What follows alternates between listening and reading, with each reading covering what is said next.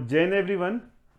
आप में से बहुत सारे बच्चों को डाउट्स होगा और कुछ बच्चों को जो सैनिक स्कूल 2026 की प्रिपरेशन कर रहे हैं, एग्ज़ाम के लिए प्रिपेयर कर रहे हैं, तो उनको डाउट होगा, उनको कुछ प्रॉब्लम्स होगी कि मैथ्स में हम कौन से ऐसे टॉपिक पढ़ें जिनसे हमारा जो है स्कोर अच्छा हो और हम जो हैं सैनिक स्कूल में हमारा इजीली जो है एडमिशन हो जाए, मेरिट में हमारा नाम आ जाए। तो आज का जो फुल्ली क्लास होगी हमारी टोटली डेडिकेट होगी मैथ्स के कुछ इंपॉर्टेंट टॉपिक्स, कुछ इंपॉर्टेंट चैप्टर जिनको आप पढ़ें और जिनसे आप स्कोर कर सकते हैं। ठीक है ना। तो मैंने कुछ इसमें टाइप्स ऑफ क्वेश्चंस भी बताए हैं आपको कि लगभग जो है हर साल कितने क्वेश्चंस जो हैं एग्जाम में इन चैप्टर से पूछे जाते हैं। तो आपने करना क्या है, आज की क्लास को थोड़ा सा ध्यानपूर्वक देखना है और समझना है। और अगर किसी को भी कोई क्वेरी हो तो आप जो है कमेंट सेक्शन में कमेंट कर सकते हैं, हम जो है आपको तत्काल जो है समाधान करेंगे। ठीक है, तो चलिए स्टार्ट करते हैं। और मैं आपके लिए ऐसे टॉपिक लेके आता रहूंगा जिससे जो आपका मोटिवेशन बढ़े और साथ में जो है ना आपको लगे कि यार हम लोग जो हैं इजीली जो है इस एग्जाम को क्रैक कर सकते हैं। देखिए एग्जाम बहुत टफ नहीं है, depends on time management. Time management अगर आपका अच्छा है, आपको पता है कि कौन कौन से टॉपिक्स आपने पढ़ने हैं जिनसे आप स्कोर अच्छा कर सकते हैं, तो आप इजीली जो है एग्जाम को क्रैक कर सकते हैं। चलिए तो समय बर्बाद ना करते हुए शुरू करते हैं आज का सेशन। तो देखिए सबसे पहले मैं आपको बताना चाहूंगा जो मोस्ट इंपॉर्टेंट टॉपिक है हमारे पास मैथ्स में जिनका हाई वेटेज है, एलजेब्रा। देखिए एलजेब्रा यानी कि बीजगणित के बारे में आप सब लोग जानते हैं। तो लीनियर इक्वेशंस भैया, जिसमें x की फॉर्म में क्वेश्चन हो, जैसे हमने बोला x plus y x plus x 2x plus 3 is equal to 0, तो आपसे पूछ रहा है what is the value of x, तो इजिली आप निकाल सकते हैं। तो लीनियर इक्वेशंस जिसमें केवल एक वेरिएबल हमारा होता है। पॉलिनोमियल में फैक्टराइजेशन, गुणनखंड हो गया। आइडेंटिटीज, देखिए बहुत इंपॉर्टेंट कॉन्सेप्ट है। आप लोग जब से मैथ्स पढ़ रहे होंगे तब से आइडेंटिटी यानी कि फॉर्मुलेज आपने पढ़े होंगे, तो फॉर्मुले के बारे में आपको ज्ञान होना चाहिए क्योंकि इसमें बहुत सारे क्वेश्चंस ऐसे होते हैं जो डायरेक्ट फॉर्मुले की अप्रोच पे आपके निकल जाते हैं। ठीक है ना। तो फॉर्मुलेज का आपको पता होना चाहिए। एल्जेब्रिक एक्सप्रेशन भाई, एडिशन, मल्टीप्लिकेशन, डिवीजन आपको आना चाहिए। बीजगणितीय जितनी भी आइडेंटिटीज हैं आपको सब पता होनी चाहिए। और सबसे आसान टॉपिक है नंबर सिस्टम। नंबर सिस्टम के बारे में आप जानते होंगे कि नंबर सिस्टम कितने प्रकार के होते हैं, उसको हम कैसे डिफाइन करते हैं, वो इसमें पूछे जाते हैं। नेक्स्ट है आपका exponents and power. Very very easy topic है। आप इसमें थोड़ा सा मेहनत करेंगे ना, क्योंकि डायरेक्ट फॉर्मुला बेस्ड क्वेश्चंस है। अगर आपको फॉर्मुले की अप्रोच आती है ना तो एज वेल आप इस क्वेश्चन को सॉल्व कर सकते हैं। अब मैं बात करता हूं कि हर साल इसमें कितने क्वेश्चंस पूछे जाते हैं। तो मोस्टली जो है 12 से 15 क्वेश्चन जो है इन टॉपिक से आते हैं। तो अब आप सोचिएगा कि एक क्वेश्चन 4 नंबर है, अगर आपके 12 और 15 यानी अगर फॉर एग्जांपल 15 आ गए तो 15 इंटू 4 60 नंबर आपके यहाँ पे क्लियर हो जाते हैं। तो आप समझ सकते हैं कि एलजेब्रा में 60 नंबर है, वेरी इंपॉर्टेंट है। 50 से 60 नंबर आप इसमें इजीली ला सकते हैं। बस आपको फोकस होकर इन टॉपिक्स को पढ़ना पड़ेगा, इनके जो फॉर्मुलेज होते हैं उनको सीखना पड़ेगा, कॉन्सेप्ट आपने सीखना पड़ेगा। ठीक है ना।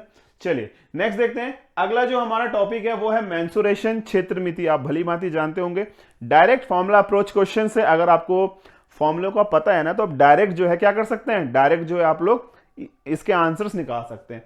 अब इसमें आता है सरफेस एरिया एंड वॉल्यूम, क्षेत्रफल और उसका आयतन। ठीक है ना। क्यूब, क्यूबॉइड एंड सिलेंडर, घन, घनाभ और बेलन का, एरिया एंड पेरीमीटर यानी क्षेत्रफल और परिमाप हो गया, और यूनिट्स को चेंज करना। देखिए जैसे कैसे होता है, मीटर को सेंटीमीटर, सेंटीमीटर को मीटर, क्योंकि आप जानते हैं कि ये जो जितने भी आपके मेंसुरेशन के क्वेश्चंस होते हैं इनमें यूनिट्स का बहुत इंपॉर्टेंट रोल होता है। ठीक है ना। अब ये नहीं कि मेरे से मीटर में पूछा और मेरा पास जो आंसर सेंटीमीटर में, तो मुझको मीटर को सेंटीमीटर में कन्वर्ट करना पड़ेगा, या मेरे से क्वेश्चन सेंटीमीटर में पूछे मुझको लीटर में बनाना है तो मेरे को उसको कन्वर्ट करना पड़ेगा, है ना। तो कन्वर्सेशन इज वेरी इंपॉर्टेंट और इसमें से भी आपके 10 से 12 क्वेश्चन आते हैं, तो ऑलमोस्ट 40 नंबर का ये सेटअप आपका यहां पे बनता है। ठीक है। चलिए आगे देखते हैं। आगे हमारे पास आता है ज्योमेट्री। अब देखिए ज्योमेट्री में क्या होता है, आपने आसान से ना टफ की ओर जाना है, क्योंकि मेरे को पता है कि बहुत सारे बच्चों को ज्योमेट्री में दिक्कत होती है, परेशानी होती है, एज यूजुअल सबको होती है भाई, हमें भी होती थी जब हम पढ़ते थे। बट क्या है कि ज्योमेट्री में ना आपको कॉन्सेप्ट पे फोकस करना है कि भाई ट्रायंगल के कौन कौन सी थ्योरम्स होती हैं और आपके क्वाड्रिलेटरल्स में क्या क्या होता है, सर्कल्स की कौन कौन सी थ्योरम होती है और कोऑर्डिनेट ज्योमेट्री। ठीक है, ये तो आसान चीज है, इसमें ज्यादा टाइम वेस्ट आपका नहीं होगा। आपका जो टाइम कंज्यूम करेगा वो ये करेगा, 3 टॉपिक। ठीक है ना। ट्रायंगल्स, कॉन्ग्रुएंसी ऑफ ट्रायंगल आपको पता होना चाहिए, सिमिलैरिटीज ऑफ ट्रायंगल आपको पता होना चाहिए, क्वाड्रिलेटरल्स के बारे में आपको ज्ञान होना चाहिए, क्योंकि देखो क्वाड्रिलेटरल जो है ट्रायंगल बेस्ड थ्योरम ही इसमें आती है, तो इसमें ज्यादा टाइम आपको लगेगा नहीं। सर्कल्स के बारे में आपको पता होना चाहिए, सर्कल्स में कॉर्ड्स क्या होता है, टेंजेंट्स क्या होते हैं, और इस पे बेस्ड जितने भी थ्योरम्स होते हैं ना, ये सब आपको पता होना चाहिए। तो इसमें से भी आपको जो है ना 8 से 10 क्वेश्चंस इजीली मिल जाएंगे। ठीक है, क्या मिलेंगे? 8 to 10 क्वेश्चंस आपको यहाँ पे आसानी से मिल जाएंगे। तो आप देखिए, अगर आपने इन तीनों चीजों को क्लियर कर लिया, अलजेब्रा, मेंसुरेशंस एंड ज्योमेट्री, तो आपका एग्जाम क्लियर हो गया। ठीक है, मैथ्स में इतना ही, क्योंकि अगर आपने बेसिक इन टॉपिक्स को कर लिया है तो आपका जो मैथमेटिक्स का पेपर है ना बहुत अच्छा हो जाएगा, बहुत ही बेहतरीन पेपर हो जाएगा। ठीक है ना, आगे देखते हैं। डेटा हैंडलिंग हो गया, mean, median, mode, bar graph, line graph और प्रोबेबिलिटी। देखिए बच्चे लोग, ये स्टैट्स यानी कि सांख्यिकी का पोर्शन है और बहुत ही आसान सा पोर्शन है। ठीक है ना, इसमें भी अगर आपको डायरेक्ट मीन का पता है, मीन का फॉर्मूला कैसे होता है, मीन कैसे निकालते हैं, मीडियन का पता है, मीडियन का फॉर्मूला कैसे होता है, मीडियन कैसे निकालते हैं, सिमिलरली मोड का पता है भैया, मोड का फॉर्मूला क्या होता है, कैसे निकालते हैं, और ग्राफ को रीड करना, बार ग्राफ, लाइन ग्राफ को किस प्रकार से रीड करके हम लोग अपने डेटा को निकालते हैं। ठीक है ना, डेटा को निकालते हैं तो ये यूज करता है आपका बार ग्राफ और लाइन ग्राफ से। मैं बात करता हूं प्रोबेबिलिटी, यानी कि बेसिक होती है। प्रोबेबिलिटी इसलिए बेसिक कह रहा हूं क्योंकि प्रोबेबिलिटी हमारी मोस्टली जो क्लास 9 से स्टार्ट होती है, सीबीएसई बोर्ड की बात कर रहा हूं। ठीक है ना, आईएससी में तो आप 8 से भी हल्का फुल्का पढ़ सकते हैं, बट मैं सीबीएसई और स्टेट बोर्ड की बात कर रहा हूं, तो क्लास 9 से स्टार्ट होती है हमारी प्रोबेबिलिटी। तो आपसे बेसिक क्वेश्चंस पूछे जाएंगे, आपसे बहुत हाई लेवल का क्वेश्चंस प्रोबेबिलिटी यानी कि प्रायिकता में नहीं पूछा जाने वाला, तो इसमें इसको आप हल्का रख सकते हैं। ठीक है ना, बहुत बेसिक से क्वेश्चंस होंगे, अभी क्लासेस लेके आऊंगा मैं सारे टॉपिक्स पे, तो आपको समझ में आएगा कि मैं आपको क्या समझाना चाह रहा था और किस प्रकार से हम लोग इन क्वेश्चंस को हैंडल करेंगे। ठीक है ना, 4 से 5 क्वेश्चंस आपको यहां भी मिल जाएंगे, तो एज यूजुअल आप समझ सकते हैं कि बहुत आसान सा टॉपिक है। 20 से 30 नंबर का क्वेश्चन जो मार्क्स का है आप यहां से आराम से अचीव कर सकते हैं, निकाल सकते हैं। ठीक है, वही मैं बात करता हूं आपसे कि अर्थमेटिक जो टॉपिक्स हैं, अब ये टॉपिक बच्चे ऐसे ही है, वेरी वेरी इंपॉर्टेंट है। जब से आपने मैथ्स पढ़ी होगी ना, आप समझ सकते हैं, जब से थोड़ा बच्चे को समझ में आता है कि यार मैथमेटिक्स में होता क्या चीज है, तब से बच्चा इन टॉपिक्स को जरूर पढ़ता है। ठीक है ना, तो इसमें ratio, proportions, percentage, profit and loss, ये दोनों आपस में अटैच है, क्योंकि अगर आपको परसेंटेज का कॉन्सेप्ट आ गया ना तो profit and loss is very easy. Simple interest, compound interest, यहां पे भी थोड़ा परसेंटेज का रोल होता है, क्योंकि रेट ऑफ इंटरेस्ट आप परसेंटेज में निकालते हैं, टाइम, वर्क एंड डिस्टेंस। ठीक है, तो ये टॉपिक भी बहुत आसान से हैं।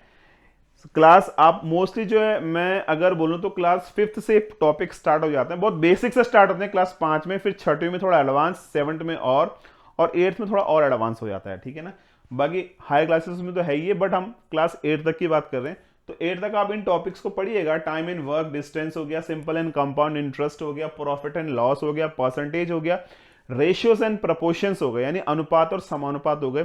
तो ये सब टॉपिक आपस में लिंकअप है, एक का लिंक दूसरे से, दूसरे का लिंक तीसरे से, और ये बहुत ही अच्छी स्कोरिंग है। ठीक है ना, वेरी स्कोरिंग, बहुत ज्यादा स्कोर इनसे होता है। अगर आपको इनमें अच्छी पकड़ है ना तो आप इजीली जो इसको स्कोर कर सकते हैं। ठीक है, तो बात करते हैं अदर टॉपिक जो इसके अलावा आपको पढ़ने और आपको बहुत बेसिक से टॉपिक लगेंगे। Square root and cube roots, भैया ये इसका ज्ञान तो आपको होना चाहिए। मैं आपसे बार बार बोलता रहा हूं, हर बार बोल रहा हूं, अगर आप स्क्वायर रूट पढ़ रहे हैं तो आपको कम से कम 1 to 30 के स्क्वायर्स तो याद होने चाहिए। स्क्वायर आपको 1 से लेके 30 तक के लर्न बाय हार्ट होने चाहिए। ठीक है ना, क्यूब्स आपको एटलीस्ट 20 तक, 1 to 20 तक आपको क्यूब भी याद होने चाहिए, क्योंकि ये करते क्या, बेसिकली ये करते हैं आपके जो कैलकुलेशंस का पोर्शन होता है ना उसको आसान बनाने का काम करते हैं। कौन?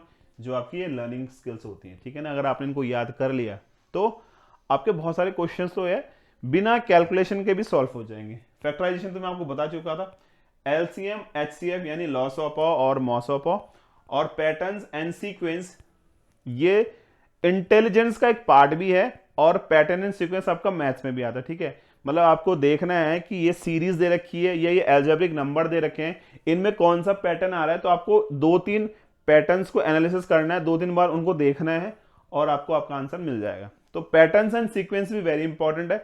तो ये सब चीजें हमारी मैथ्स के ऊपर है। अगर आप इन सब चीजों पे देखिए, मैंने आपको सबसे पहले जो मोर स्कोरिंग टॉपिक्स हैं जिनमें आप ज़्यादा स्कोर कर सकते हैं वो बताया। उसके बाद जो इंपॉर्टेंट टॉपिक है भाई, जिनको आप पढ़ें या जिनको आपने पहले से पढ़ रखा है, आपको थोड़ा सा मेहनत करनी, वो हो गए।